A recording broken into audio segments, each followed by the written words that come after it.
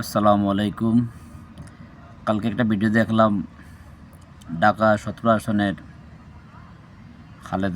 Doctor Khaleduzzaman সেনাবাহিনীর সাথে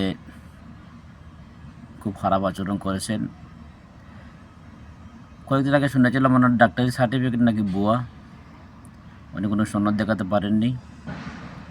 তো কালকে যে ভিডিওটা দেখলাম সেখানে অবাক হওয়ার কিছু নাই, কারণ আমরা সবাই বলছিলাম মেধা না কুটা, না মেধা কুটা না মেধা।